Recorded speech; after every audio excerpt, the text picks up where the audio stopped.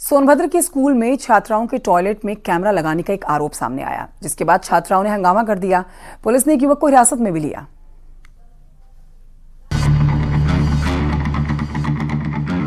School में spy camera, छात्राओं का फूटा गुस्सा।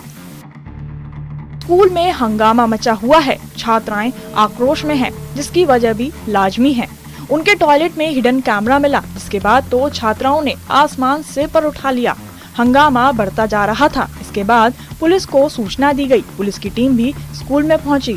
छात्राओं को शांत कराने की कोशिश की गई। रॉबर्ट्सगंज कोतवाली क्षेत्र के धुरिया गांव का ये मामला है, जहां 12वीं तक एक स्कूल संचालित होता है, लेकिन आरोपियों की एक हरकत की वजह से पूरे इलाके में भूचाल आ गया। एक छात्रा को सबसे पहले ये स्पाई कैमरा दिखाई दिया, जो फोटो और वीडियो बनाने के लिए लगाया गया था। छात्रा ने अपनी दोस्तों को बताया। पूरे स्कूल में बात फैल गई। टीचर भी सख्ते में आ गए। स्कूल में एक युवक की गतिविधि संदिग्ध नजर आई, जिसके बाद छात्राओं ने उसे पकड़कर टीचरों को सौंप दिया। पुलिस ने भी युवक से सख्ती में पूछताछ की, बाद में अपने साथ पकड़कर ले गई। कॉलेज के बाथरूम से सटे अनिल मौर्य के नाबालिग लड़के द्वारा एक कैमरा बाथरूम की दीवार से लगा दिया था तथा उसका कनेक्शन मोबाइल से ले लिया था। स्कूल की छात्राओं द्वारा उसे देख लिया गया तथा स्कूल की छात्राओं के प्रार्थना पत्र पर ही थाना रॉबर्ट्सगंज पर मुकदमा अपराध संख्या 871/24 अंडर सेक्शन 77 BNS व 11/12 पॉक्सो अधिनियम पंजीकृत किया गया है। आवश्यक विधिक कार्रवाई की। आरोप है कि स्कूल में हंगामा बढ़ने के बाद संदिग्ध युवक कैमरे को हटा रहा था, जिसके बाद छात्राओं ने उसे पकड़ लिया। पूरे इलाके में खबर फैल चुकी थी, जिसके बाद छात्राओं के परिजन भी स्कूल पहुंच गए। पुलिस ने बड़ी मशक्कत के बाद छात्राओं और उनके परिजनों को शांत कराया। फिलहाल पुलिस मामले की जांच में जुटी हुई है। लोग आरोपियों के खिलाफ सख्त एक्शन लेने की मांग कर रहे हैं।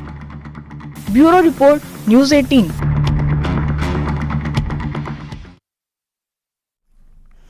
खबर अलीगढ़ से है, जहां पर एक शादी समारोह में रसगुल्ले पर इतना बवाल बढ़ गया कि नौबत मारपिटाई तक पहुंची। लड़के पक्ष और लड़की पक्ष में रसगुल्लों को लेकर जमकर मारपिटाई हुई। इतना ही नहीं, आरोप तो फायरिंग करने का भी लग रहा है। बवाल इतना बढ़ गया कि लड़की पक्ष के लोगों को खुद को कमरों में बंद करके अपनी जान बचानी पड़ी है। इसके बाद हंगामे की खबर पुलिस को दी गई।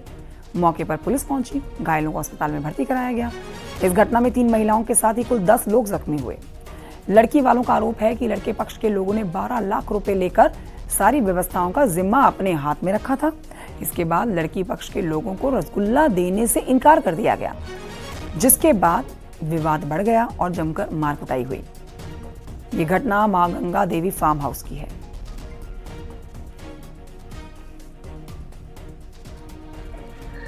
अब माँ खाने खावे में बेइज्जती करन लगे।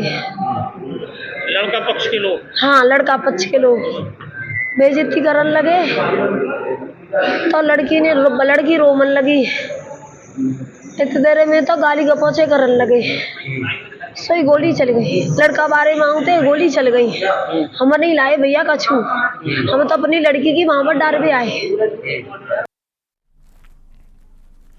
बद्रीनाथ धाम के कपाट बंद होने के साथ ही इस साल की चारधाम यात्रा सफलतापूर्वक संपन्न हो गई है। देखिए, इस साल 48 लाख से अधिक श्रद्धालुओं ने चारों धामों में दर्शन किए हैं। देखिए इसी पर रिपोर्ट।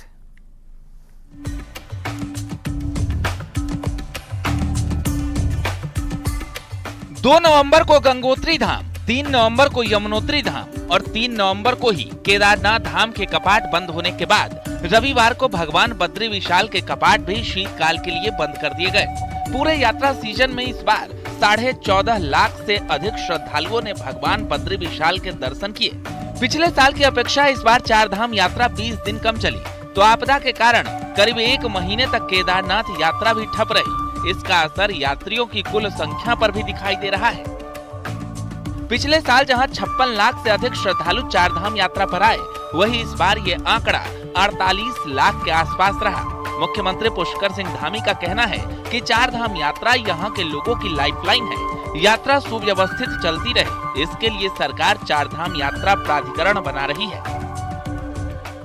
यात्रा को और व्यवस्थित करने के लिए यात्रा और अच्छी चले, क्योंकि यात्रा ये हमारे यहाँ की जो है लाइफलाइन है और हम यात्रा को सुव्यवस्थित करने के लिए यात्रा का प्राधिकरण भी बना रहे हैं और यात्रा प्राधिकरण हमारा काम करेगा जिससे कि यात्रा सुव्यवस्थित हो, सुरक्षित हो और यहाँ के लोगों को उस यात्रा के कारण से जो आर्थिकी है, व्यापार चलता है वो और अच्छा हो। इस वर्ष हमारी जो चारधाम यात्रा रही है उसमें लगभग 48 लाख से अधिक तीर्थयात्री श्रद्धालु हमारे धामों में पहुंचे हैं। इस वर्ष जो श्रद्धालुओं की, तीर्थयात्रियों की प्रतिदिन जो संख्या रही वो गत वर्ष के मुकाबले अधिक रही है और आप ये भी जानते हैं कि इस वर्ष मानसून के सीजन में काफ़ी वर्षा भी हुई है, उसके कारण मार्ग भी बाधित होते रहे। बहरहाल शीतकाल के लिए भले ही 4 धामों के कपाट बंद हो चुके हों, लेकिन अब 4 धामों के शीतकालीन प्रवास स्थलों पर शीतकाल में भी दर्शन कर सकते हैं। शीतकाल के 6 महीने जहां यमुनोत्री की डोली खरसाली, गंगोत्री की डोली मुखवा में रहेगी, तो भगवान केदारनाथ की पंचमुखी डोली ऊखीमठ और भगवान बद्री विशाल की डोली जोशीमठ में विराजमान रहेगी। न्यूज़ 18 के लिए देहरादून से सुनील नप्रभात की रिपोर्ट।